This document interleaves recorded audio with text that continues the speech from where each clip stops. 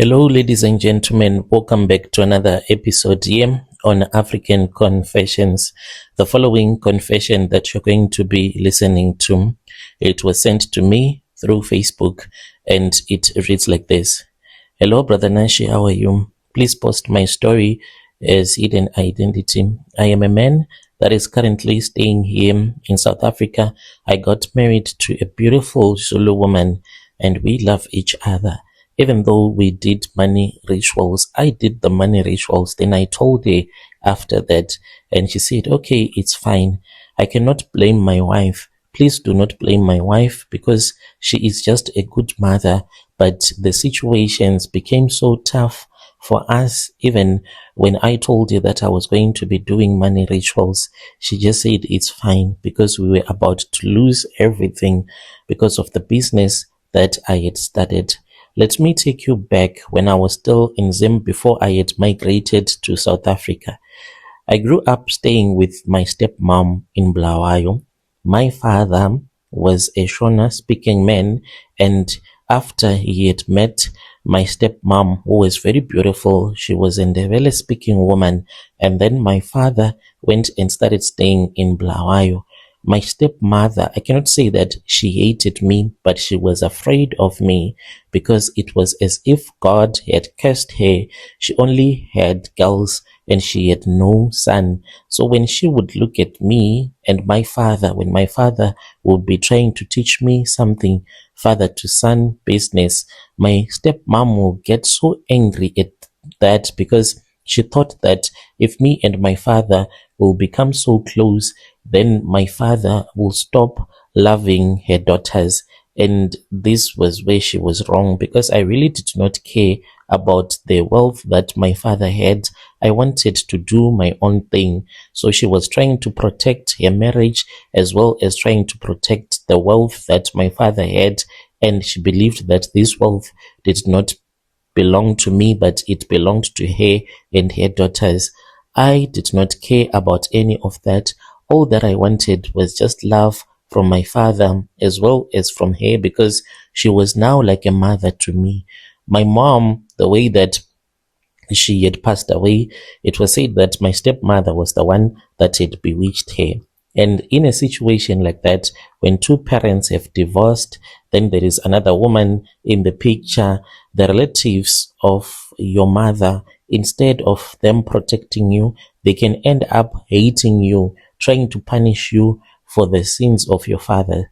That is what exactly happened to me. Instead of my mother's relatives protecting me because they knew about the way that I was being abused by my stepmom, but they did not want me to come and stay with them. It is very painful when two parents decide to separate.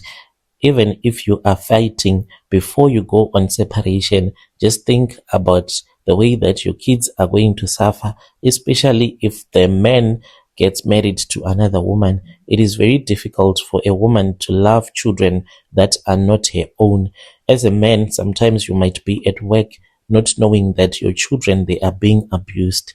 The way that I was being abused, when I think about it, it hurts me a lot. And the reason as to why I ended up being in South Africa, it was because of the abuse that I was receiving from my stepmom. She used to beat me whenever she felt like it.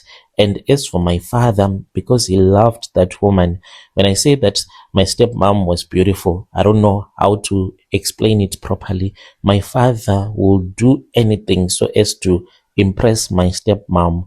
Whenever my stepmother will get angry at me, even for no reason at all, my father will beat me up so hard and he would be asking my stepmom if she is impressed with the way that he would have beaten me. If she will say no, then he would take the belt and he would start to beat me again until I was hurt. So because of that, I became a rebellious kid.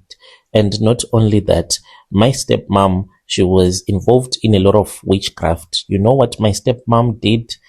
In order for me to get arrested so that my father can hate me and see me as a criminal, my stepmother, she took my clothes and then she took her own panties that she had worn when she was on her period and she washed my clothes. with her own blood.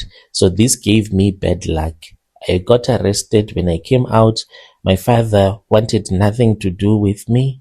I then spoke with these other friends of mine that were now in Joburg, but I did not know that these people, they were stealing in Joburg. They brought me with them to Joburg and we started staying together. I was surprised that throughout the day we would be just relaxing, sleeping. Then at night we would go around going to taverns and stealing phones from people and selling them off to other Nigerians. I did not want to continue doing that because when I was arrested, I told myself that I don't want to go to prison ever again. So I started looking for a job. And after I had found a job, I was lucky that I was hired by this other white man who had a depot, and it was more like a truck stop.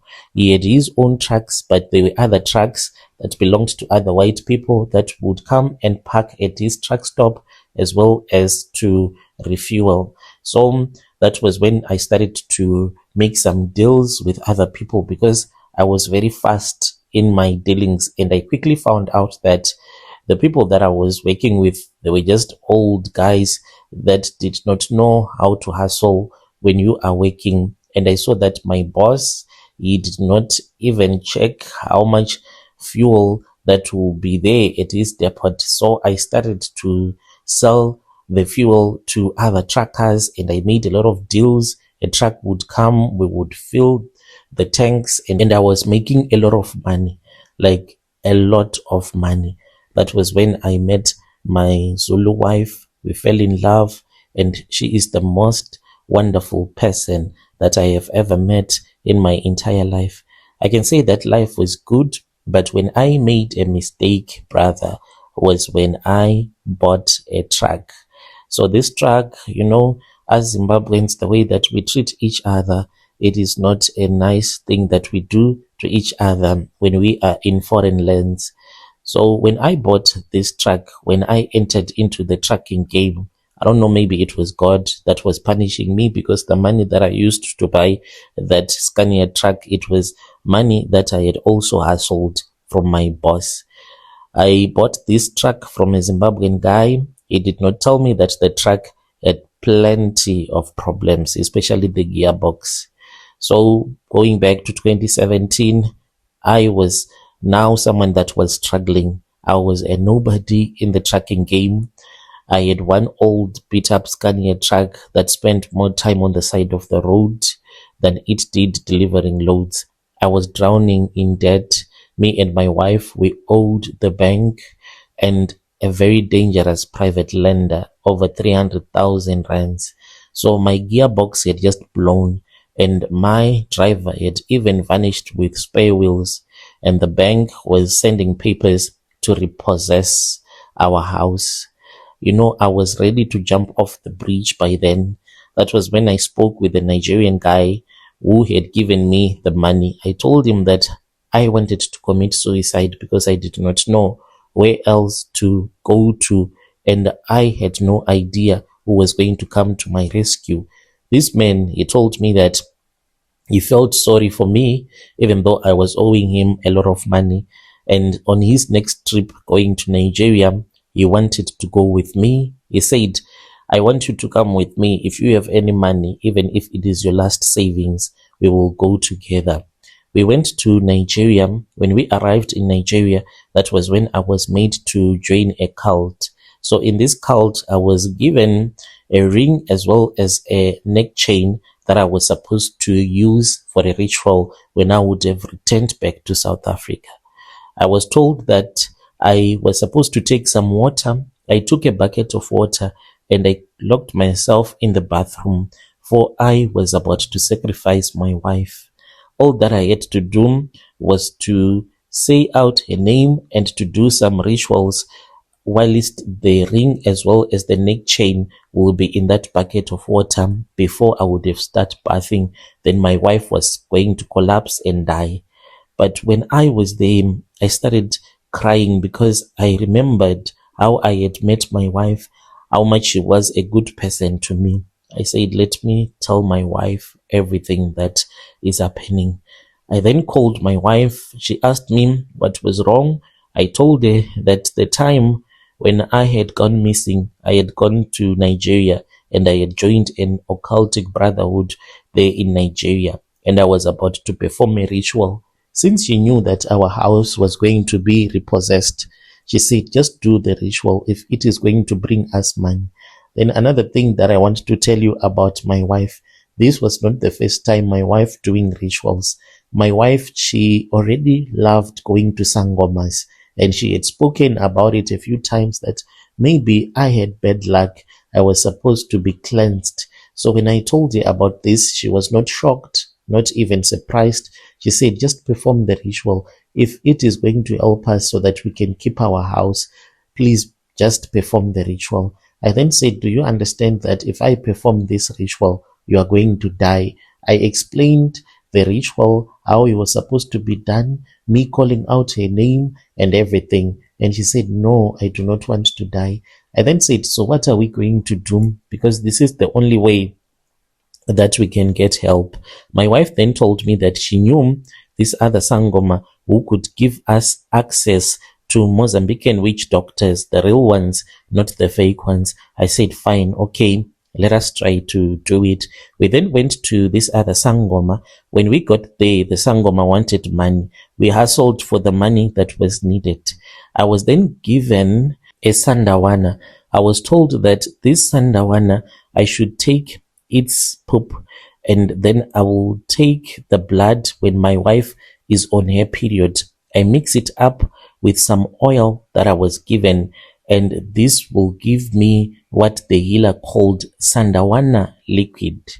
And this Sandawana liquid is the one that helps me to get contracts, and I was able to pay the 300,000 after I started to use that Sandawana. So within a month, I had bought so many trucks, and I had forgotten that there was one period in our life when me and my wife were having a lot of challenges.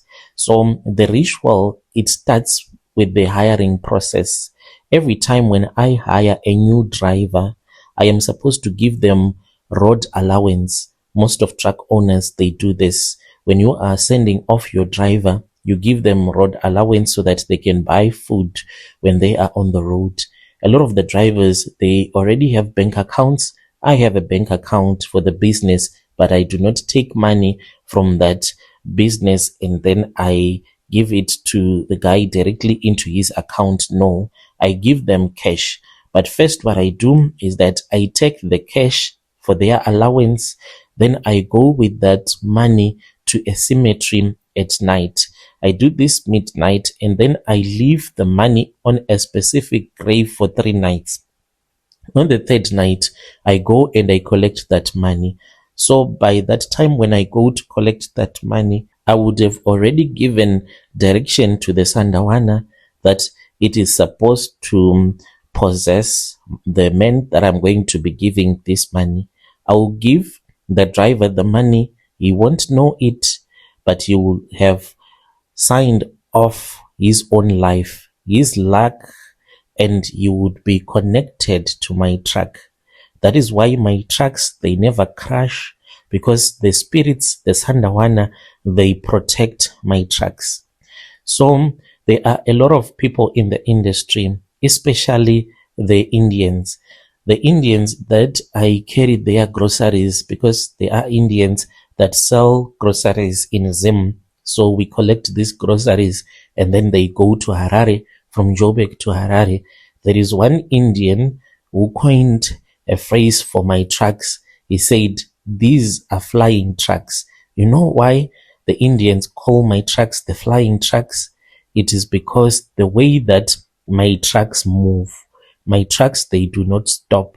They are only stopped by the police at toll gates and when the driver just wants to relieve himself to go to the bathroom. My drivers, as they are driving, they will be eating. I have my depot that I go to each and every Monday morning. I'll change the place because I don't want to affect my business. I'll say that this depot of mine, it's in Ellens Fontaine. I go there with the Sandawana oil, and there is something that I do at the front gate of my depot. And if I have a truck that is supposed to go to Zambia, a truck that is supposed to go to Harare with the groceries, I go to my driver, then I take him to the depot where he is supposed to fill up the diesel. And what I do is that I will just put 3 drops of the Sandawana oil into the diesel tank. So a truck has 2 tanks, right? So I go to the other side of the truck, then I put the 3 drops, then I go to the left side of the truck, then I put 3 drops as well into the diesel tank. This I do it at all the times. I'll just send the driver to do something whilst I am busy with this ritual, because I do not want that driver to see that this is what I will be doing. So this Sandawana oil that I drop into the tanks, it gives something that is more like supernatural. My drivers, they don't drive, they fly. And if you see my trucks flying even on the N3, this truck will be going even at over 140 kilometers with a full load, sometimes of maize grain, headed for Harare, as if it is an aeroplane, but yet it is just a truck. When I say 140 kilometers, even if you check, you will see that this truck is moving. But if it is a traffic cop, if they check on their side, the Sandawana will change the speed. It will be like the truck is moving at a normal 80 kilometer per hour, but my trucks, they move 140 kilometers per hour. So what happens is that once I hire you, you are possessed by the spirit of the Sandawana, and when you are driving, you stop being like a human being. You are more like a zombie. You lose the need to sleep. My drivers can drive from Cape Town to Lusaka, over 3,000 kilometers, without even closing his eyes once. It's more like you are a machine being used by tokoloshis. You make me a lot of money, but as time goes on, you start to get sick. All my drivers, they eventually expire, because you will be possessed for such a long time by the Sandawanas. You can only sleep when you are at the offloading point. You will only be woken up after the people would have finished offloading you. Then they'll say, driver, driver, move your truck. Because when you sleep, you just collapse. All my drivers, they have died whilst they are in the truck. This has happened over and over again. So now let's talk about my life. Me and my wife, we live in a very beautiful house in Senton. My wife is a beautiful Zulu woman, and we have a very beautiful life. We host parties where we can even serve 5,000 rand worth bottles of champagne, but there is no one who knows that we have kids. We have 2 kids, a boy and a girl. So these kids, they are the price that I had to pay because of the sacrifices that I did. My kids, they are both crippled, unable to walk, unable to speak, and their minds, let me just say that they are somewhere else. They are severely disabled. These are what helps me in my business, for my business to keep on going forward. As long as they remain crippled, severely crippled, my trucks keep on moving. I am too ashamed to show them in Senton, so we just told people that we don't have children. We hide them in a house that we bought in Glenwood in Durban. They stay there 24/7 with a nurse aide. We have 2 nurse aides. Another one is South African, then the other one is a white South African. Do you know how much we pay our nurse? 30,000 rands a month, so that she can just take care of our kids. We visit them once a month, so this is what we are supposed to do. This is part of the ritual. Once a month, we visit our kids, but in a rented low-key car. You won't even believe it if you see me and my wife driving those smaller little cars that they can give you for rental. And when we go there, we just see them. We are even embarrassed to be around them.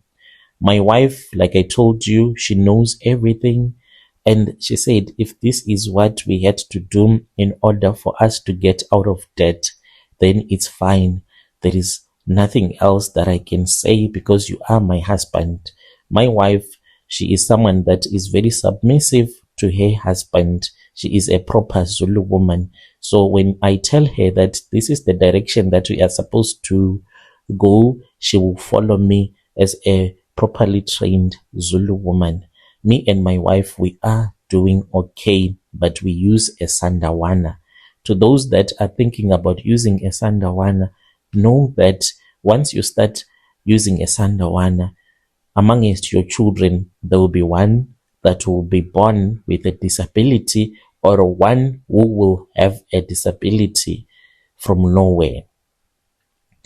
Your dear listeners, right there was a message that was sent to me by one of our dear brother. Strange things indeed they do happen in this world.